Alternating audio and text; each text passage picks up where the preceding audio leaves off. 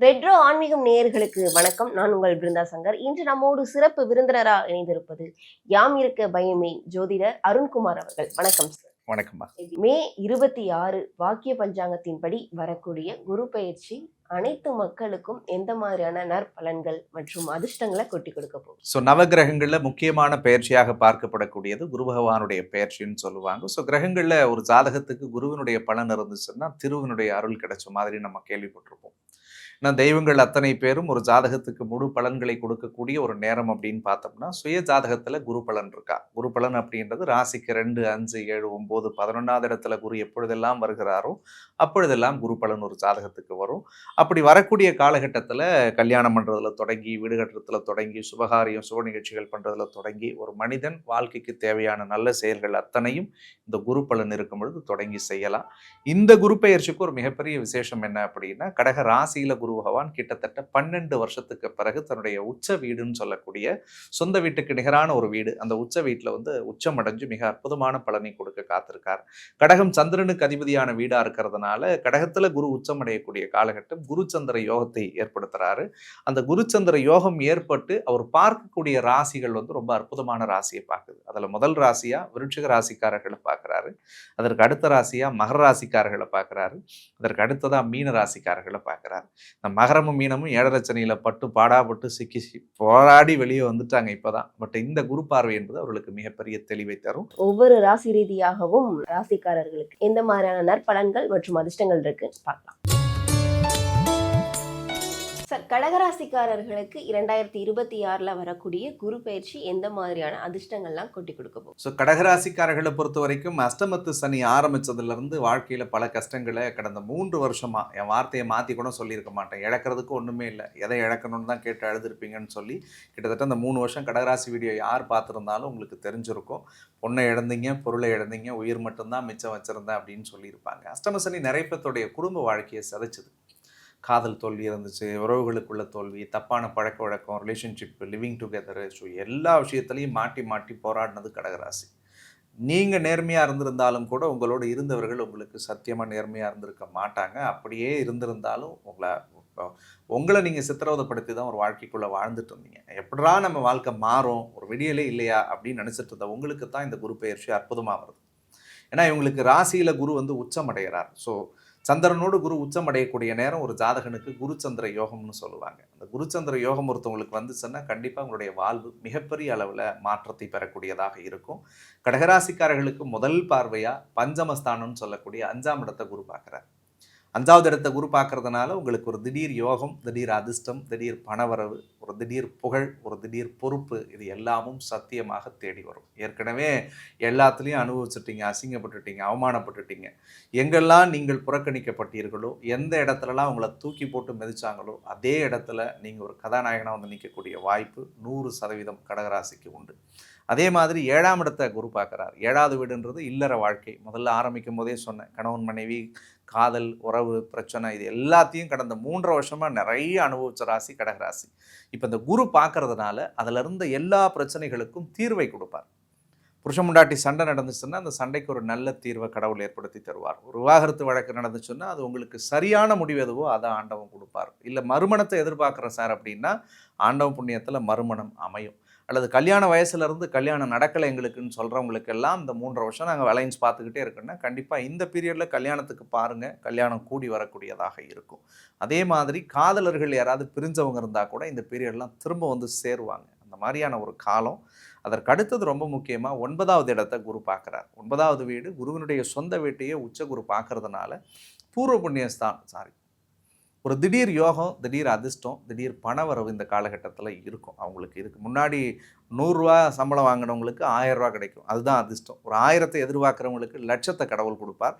ஒரு புதிய நண்பர்கள் அறிமுகமாவார்கள், ஒரு கான்டாக்ட்ஸ் புதுசாக கிடைக்கும். ஏற்கனவே சம்மந்தமே இல்லாத யாரோ ஒருத்தரோட இன்னொருத்தர் வருவார், அவர் ஒருத்தர் அறிமுகப்படுத்துவார். அது நமக்கு கடவுள் வேற ஒரு எலிவேஷனை கொடுத்து லைஃபுக்கு ஒரு பெரிய டேர்னிங் பாயிண்ட்டை கொடுக்கக்கூடிய அடிப்படையிலான அறிமுகங்கள் கிடைக்கும்.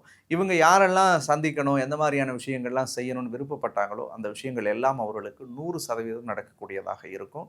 முன்னாடி சொன்ன மாதிரி ஒரு புதிய பட்டம், பதவி, பொறுப்பு, புகழ், அது எல்லாத்தையும் கடகராசிக்கு இந்த பீரியட் கொடுக்கும். அஷ்டம சனியானால கஷ்டப்பட்டவர்கள் இப்போ வந்து ரொம்ப நல்லா இருப்பாங்கன்னு சொல்லிட்டீங்க. இவர்கள் புதிதாக தொழில் தொடங்குனா அது சிறப்பாக அமையுமா சார்? தொழில்முறை சார்ந்த விஷயங்கள்ல கடகராசிக்காரர்கள் தாராளமா தொடங்கலாம். அதுல எந்த தப்பும் கிடையாது. கொஞ்சம் ஸ்லோ அண்ட் ஸ்டடியா தொடங்கணுன்றது என்னுடைய ஒரு அன்பு வேண்டுகோள். அதுக்கு காரணம் என்னன்னா, ராசியில 2ல கேதுவும் 8ல ராகும் இருக்கிறது கோச்சார ரீதியா நாகதோஷம்னு சொல்லுவாங்க. அப்ப சர்ப்பதோஷம் இருக்குங்கால் தவறுதலான நபர்களையும் அறிமுகப்படுத்தும் இந்த காலகட்டங்கள்ல. பேசுற வார்த்தைகள்ல கொஞ்சம் பார்த்து சுதாரிச்சு பேசணும்.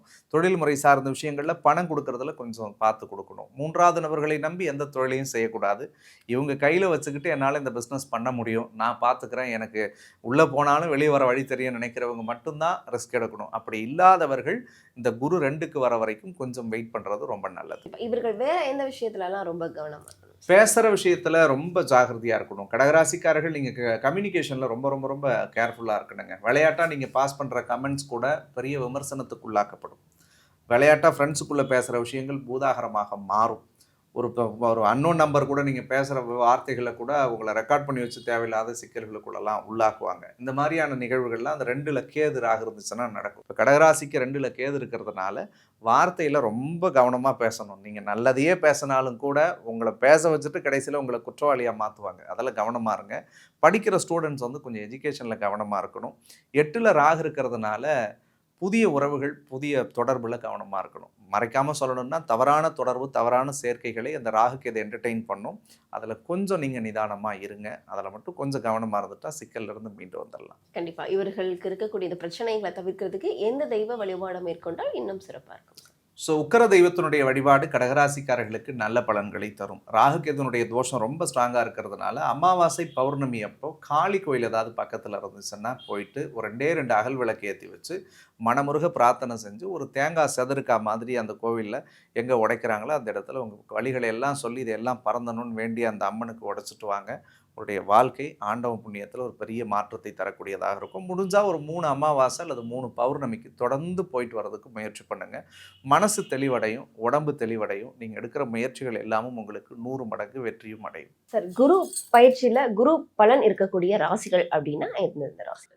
இதில் ரொம்ப முக்கியமான இடத்துல இருக்கக்கூடியது மிதுன ராசிக்காரர்களுக்கு ராசிக்கு 2வது இடத்துல குரு வர்றதுனால இந்த குரு பயிற்சியில் முக்கியமான பலன்கள் பார்க்கக்கூடிய ராசிக்காரர்களில் மிதுன ராசிக்காரர்களும் முதன்மையாக இருக்கீங்க.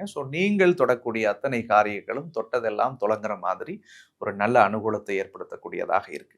அதற்கு அடுத்தது ஏற்கனவே 7.5 சனி ஒரு 2.5 வருஷம் அடிபட்டு வாழ்க்கையில் ஒரு தெளிவு கிடைச்சிடாதான்னு இயங்கக்கூடிய மீனராசிக்காரர்களுக்கு 5வது இடத்துல குரு பகவான் உச்சமடைஞ்சு வர்றது அவர்களுடைய வாழ்க்கைக்கு ஒரு மிகப்பெரிய தெளிவையும் ஒரு நல்ல வழிகாட்டுதலையும் இந்த குரு பகவான் காட்டப் போறார் அப்படின்றதுல எந்த விதமான மாற்று கருத்தும் கிடையாது. அதற்கு அடுத்தது ரொம்ப முக்கியமாக அந்த 8 வருஷ வாழ்க்கையில் 7.5 சனி ஆரம்பித்து படுத்தி எடுத்ததுன்னு புலம்பணும். மகராசிக்காரர்களுக்கு 6ஆம் இடத்துல மறைஞ்சிருந்த குரு 7க்கு வரார். அப்போ 7.5 சனியில் பட்ட அத்தனை வழிகளுக்கும் மகராசிக்காரர்களுக்கு கடவுள் ஒரு மிகப்பெரிய வெளிச்சத்தையும் விடியலையும் தரக்கூடிய அடிப்படையில் இந்த குருவினுடைய பரிபூர்ண பயிற்சி வருதுன்னு சொல்லலாம்.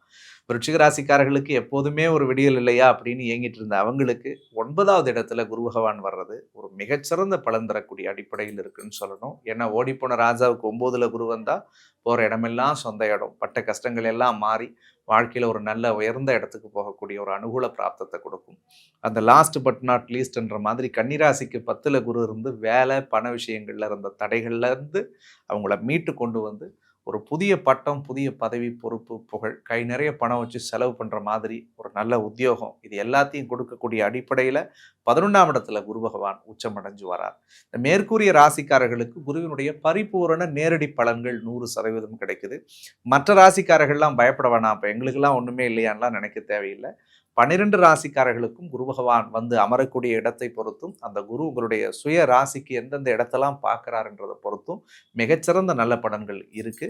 அதை நீங்க கண்டிப்பா தொடர்ந்து பார்க்கலாம். கண்டிப்பா நீங்க சொன்ன எல்லா நற்பலன்களும் அனைத்து ராசிக்காரர்களுக்கும் ரொம்பவே பயனுள்ளதா இருக்கும். கண்டிப்பா தொடர்ந்து வேறொரு பதிவுல சந்திக்கலாம். நன்றி. நன்றிம்மா.